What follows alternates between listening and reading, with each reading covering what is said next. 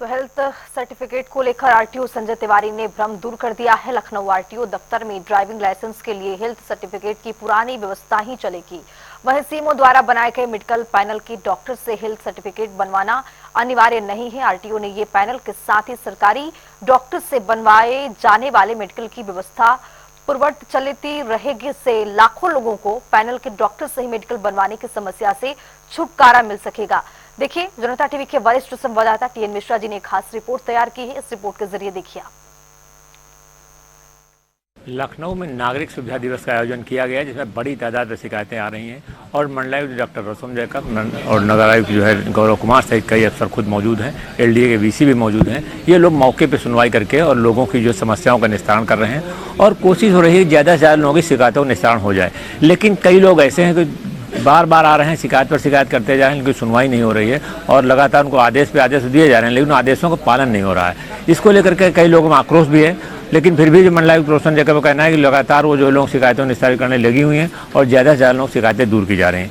अब स्थिति ये है कि जन सुनवाई में बार बार आने की जरूरत क्यों पड़ रही है? अगर एक ही अफसर को ऑर्डर करना है, चाहे वो मंडलायुक्त हो, चाहे वो कमिश्नर हो, चाहे वो एलडीएवीसी हो, उनके आदेश अगर करने के बाद दोबारा फिर आदेश की जरूरत पड़ती है तो ये सही नहीं है। और इसी को लेकर के तमाम लोग परेशान हैं। तमाम लोग अंदर बैठे थे, कुछ लोग और भी मैं इनसे जानना चाहूँगा क्या शिकायत थी आपकी? हमारे अपार्टमेंट में अवैध दुकानें बन गई अयोध्या हाउस में। उसी के लिए एलडीए को लिखा था पिछले साल सितंबर में, कोई कार्रवाई नहीं हुई तो आ जाए। देखिए, एलडीए के अपार्टमेंट में दुकानें बनी हुई हैं इनके घर में, लेकिन जो है उस कार्रवाई नहीं हो रही, दुकानें अवैध हैं। तो इसको लेकर के बार बार साल भर से लगातार आ रहे हैं। मैं आपसे जानूंगा कैसे?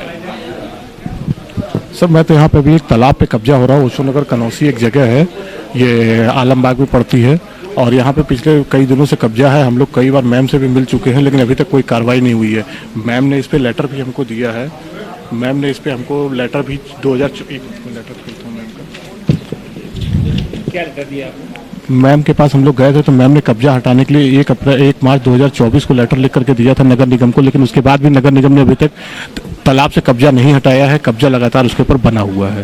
देखिए, ये स्थिति है कि महापौर और नगर निगम के अधिकारियों को छोड़ दीजिए, मंडलायुक्त ने खुद ऑर्डर किया, उनके साइन है इस ऑर्डर पर और 1 मार्च को उन्होंने साइन किया और 1 मार्च 2024 को 1 साल 1 महीना हो गया है, यानी 13 महीने बाद भी उनके आदेश पर अमल नहीं हुआ है और तालाब से कब्जा खाली नहीं हुआ। जबकि हाईकोर्ट भी लगातार कर रहा है तालाब से कब्जे हटाए जाएं और लोगों की बात सुनी जाए। लेकिन इन स्थितियों में हम समझ सकते हैं कि जन सुनवाई का क्या स्थिति है कि जन सुनवाई में लोग आते तो हैं, लेकिन उनकी शिकायतों का समाधान कैसे हो जाए? एक साल अगर मंडलायुक्त का खुद का आदेश नहीं कोई मान रहा है और वही मंडलायुक्त बार बार फिर शिकायत कर रहे हैं, तो ऐसे में एक ही शिकायत के लिए लोगों को बार बार आना पड़ रहा है और शहर में जो स्थिति होनी चाहिए वो नहीं हो रहा। सीएम कितना भी दावे करें, कितना भी कहें कि कानून व्यवस्था बहुत अच्छी है, लोगों की बातें सुनवाई हो रही है, लेकिन सुनवाई नहीं हो पा रही है, बल्कि लोग जो है परेशान होते जा रहे हैं और एक साल से चक्कर काट रहे हैं एक सामान्य चीज के लिए कि तालाब पे कब्जा है, तालाब कब्जा हटाना है, उस तालाब का प्रशासन काम है। लेकिन प्रशासन वो भी नहीं सुन रहा,